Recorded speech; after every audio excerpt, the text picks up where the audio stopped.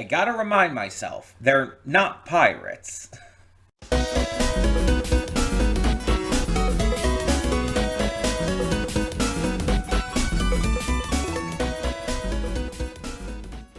Hey everyone, welcome to Princess Gay. I'm your host Connie, and today we are here with my blind reaction to Dr. Stone New World Episode 6. Yeah, it's... with the cold open, it's just... they're going off to sea, they have a really cool ship and everything, but they're not pirates. Despite the fact that Ryusui kind of looks like one, this isn't One Piece, gotta hold myself back. No, but in all seriousness, it's one of those just fun little things where it's like, because I'm so One Piece coded, it's like when I think of people sailing the seas, that is the first thing that comes to mind. Pirates. Even though it's like, logically I know that other people sail on the water. Like hell, cruise liners go through the water. It's like, are they pirates? No. It's just like, again, I've become so like invested and like obsessed with One Piece that it's just the first thought that crosses my mind, whether I want it to or not, whether it's logical or not. But mind you, again, Ryusui does kind of look like a pirate, like with his entire getup, and the ship they made, like, come on, it kind of looks like a pirate ship. Just without the black flags and the Jolly Roger and all. But, so yeah, last time we set sail. We gathered up everyone who was going to join us, and all the named characters who were called up did end up joining. Even Ginro came along eventually. Kind of accidentally. But the apparently there were some like no names who chose not to go and stayed behind, and it seems like the only named characters who stayed behind were like Ruri and Suika and Minami, I think, the camera lady, Mikami, something like that. But it's like pretty much every named character, especially every named character who could do anything, went with them. Which is, again, kind of insane to me, but still. Oh, Tsukasa's sister stayed behind as well. I can never remember her name, though, because she hasn't really had the opportunity to become too much of a character yet. You know what I mean? Like, at the end of last season, she gets revived and everything, but she doesn't become, like, a character because it's the end of the season. And then this season, she's been there, but that's about it. That's all her character is right now. She's just there. She doesn't have any depth, any actual importance. She's not a character. She's basically a plot device. And I hate to say that, but she kind of is. She's basically a plot device for, you know, having Tsukasa end up on our side at the end of last season and allow for what's happening now to have happened. And I know that with a cast that's ever growing with this series, you can't have every character be super important. It's just not possible. But it's just notable because she's Tsukasa's sister, I think. I think it just makes it a little more, like, noticeable. Anyway, though, I'm very interested to see where this goes, because apparently they're heading to the island where Senku's father and the rest of the space crew landed when they first got back, where they started their society and everything, and where basically humanity sprouted back up from. So I'm very curious to see why Senku is exactly wanting to go there, what he hopes to find or learn, and if this is going to help us on our current journey, or if this is just something he wants to do as a little sidetrack. The problem is, well, it's not really a problem, but the thing is, Senku doesn't do things just for the sake of like his own emotions or whatnot. If he's gonna do something, it's usually gonna be beneficial in some way. And I mean, that's not to say that his own emotions aren't a factor, but it's gonna be beneficial in some way. So I'm just curious how this is gonna either help the continuance of the Kingdom of Science, help with their goal in, finding whatever caused the petrification, helping deal with Y-Man. I don't know. We're just gonna have to like figure it out as we go along. I'm sure we'll probably be told directly in this episode or maybe the next. I don't know. Depends on how long this little stop takes. But I think we should get on with it and see what we have in store. So let's check it out. Hold up just a sec. Before you click that link down in the description below to get to today's video, I want to remind you of all the awesome content we have both on this channel and the Princess of Gaming channel. Let's check it out.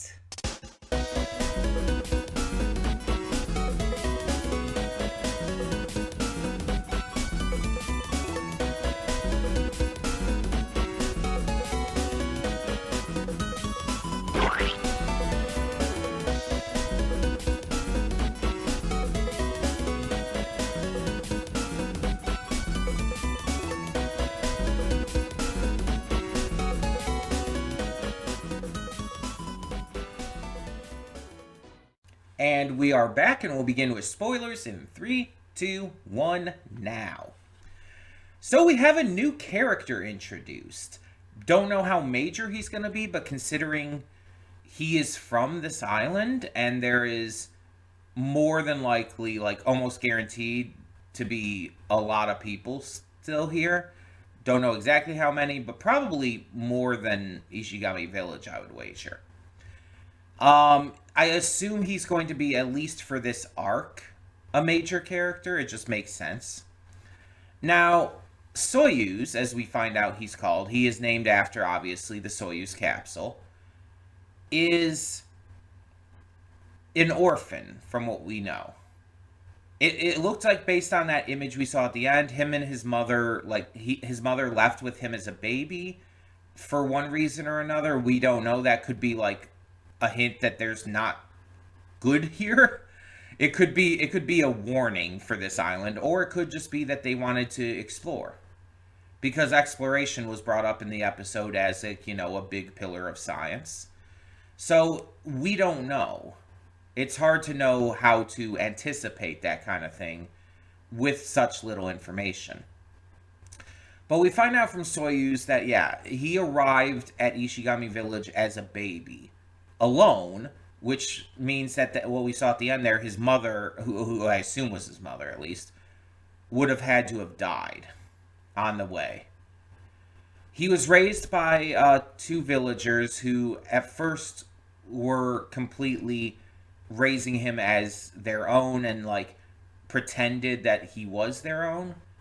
But I guess at some point they did tell him, because he does know now and everything, and he knows his real name, which I guess was probably on the box he washed up in or something like that.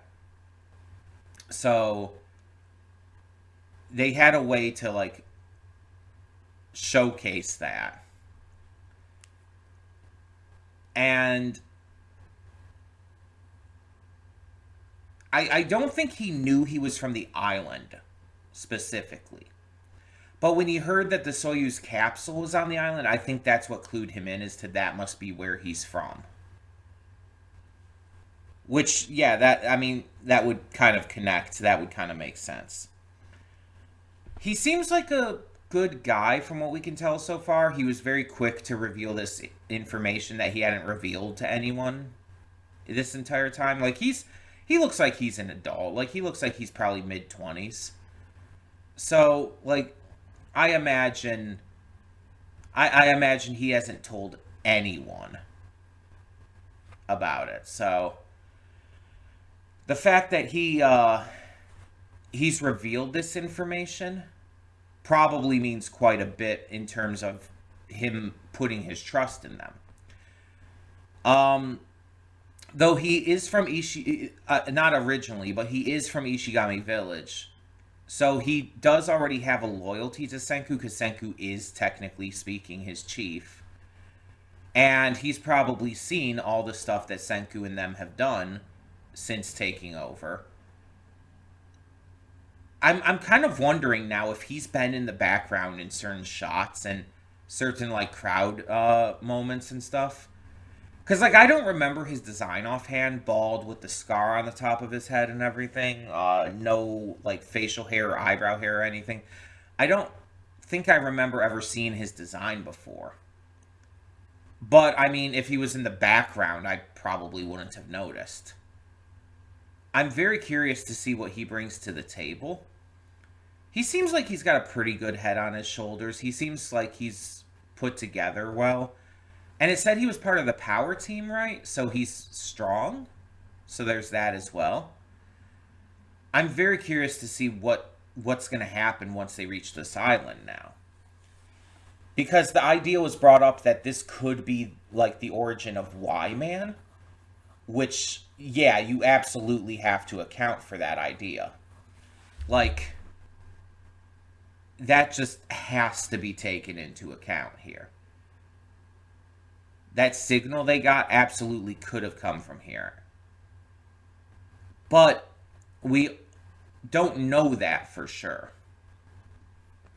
And I like Senku's idea of like using the storm as cover so they can get close, because it's like they don't know if the people here are good or going to be bad or not. They don't know like if these people are going to be willing to listen to them, are going to like be on their side.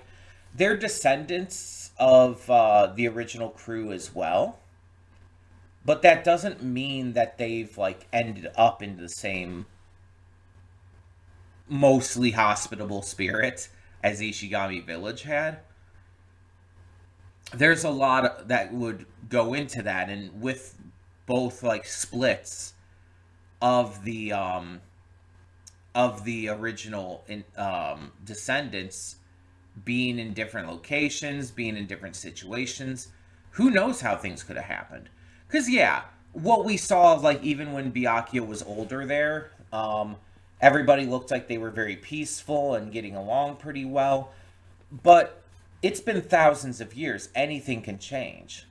Especially with, like, different people taking control and stuff. Like, yeah, it was probably peaceful for that time, and it's probably been peaceful for a lot of the time. But there might have been tyrants who have ruled. There might have been people who were just not as good people who became the chief of their society.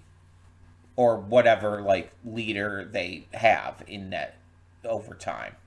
I don't know what kind of leadership thing Byakuya and them put in place, but yeah, it's like, it's one of those things that you have to kind of wonder about. And you have to take cautiously. So using the storm as cover so they can get close and use the radar to like kind of get a little bit more information is very smart. Because they don't have like any information. They're there to try and find the treasure chest so they can get platinum and diamond and the other stuff that was put in there.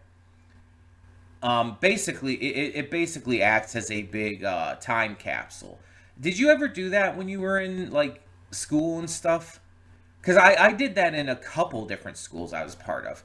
We would, like, take these little random things. It didn't have to be anything important, but little things like pencils and certain, like, things that would, like, newspapers from the time, from the date. And we would put them in, like, a coffee can or something and bury them. And it was, like, an actual school project we would do. And again, I did this in 2 separate schools I went to. I couldn't tell you which ones or what grade I was in at the time, but I know I did it at 2 for sure. I also could not tell you what I put in it. But that was an actual thing we did. And it's so wild as like a concept, because it's like you're not going to be the ones to dig it up, obviously. That's kind of the point. it's going to be dug up by future generations. I'm just wondering how you set all that up. Because if, like, your teacher is having you do this, your teacher's not going to necessarily be working at that school forever. Who digs it up? Who's going to know it's there after a certain time? Like, how does that work? There are so many questions. And what if the school ends up getting torn down and something gets built in its place? Are the people who are going to build something in its place end up finding that? Because they have to do all, like, the construction to get things set up? And that spot just might happen to be in the way? Or what? I don't know. It just feels like doing that kind of thing at school is just such a weird idea. And yet it was a thing that happened twice.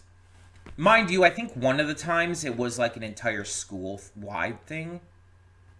Like, it wasn't just like one coffee can. It was like an entire school thing. We had like a whole big kind of situation for it. The other time I was definitely just a class thing. Which also raises questions like, no, I would have been in, like, elementary school. I was going to say, like, would the teacher do that for all of her classes or all of his classes? Most of my teachers were women. Most of the teachers I had in my life were women. So that's why I defaulted to that. But it's like, I guess in elementary school, that's not really a thing you worry about. That's more middle school and high school, where teachers will have multiple classes to worry about, because you have different class every hour, basically. I don't know if they do that in other countries to just... I kind of, like, explain that for people who might not be in America, and in case they don't do that. I don't know. I don't want to assume, so... I think they do that in Japan. Though in Japan, you stay in the same classroom, I think, and the different teachers come to you, which is different how it's done in America. Here, we go to different classrooms. The teachers stay put. Like, that's their classroom, and we go to them. So, yeah, that's different, because from what I've seen in, like, anime and what I've heard just about Japan and how it does it, it's like you're part of a classroom. And your teachers will come to that classroom each hour and everything. So it's like it's basically the opposite of what we have here. And then I just don't know for other countries. I don't know how other countries do this kind of stuff. So, but anyway, yeah, it's a really fascinating thing to think about, isn't it? But yeah, time capsules are a thing that I am familiar with. But I have a lot of questions as to, like, how even the Soyuz spaceship, like, even with as tough as it's going to be, it's like thousands of years. Will it really have held up? Like, that, it just seems like that would be a big risk. It's like, yeah, some things have held up to some degree, right? Because wasn't that Buddha statue or whatever, wasn't that still there? At least to a degree. It was not in the best of shape, but it was still partially there. So maybe, again, it was made to be able to withstand coming back into Earth's atmosphere, but it's also like one of those things where, again, thousands of years. We also got to see, like, the layout of the ship.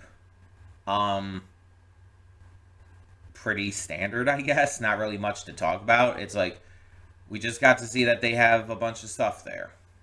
Portholes are big enough for most people to fit through, unless you're like, I don't know, Taiju or Magma or someone. So yeah. This episode definitely heightened the mysteries of everything and added in some more. I'm very curious to see what does happen on this island, and especially with the idea of, like, more survivors being there. I am very curious to see how they, like, how different they might be from, like, Ishigami Village. Are they going to be more advanced? That would be really fascinating. If somehow they were more advanced. I'm not expecting, like, real life modern day kind of stuff. No, God, no.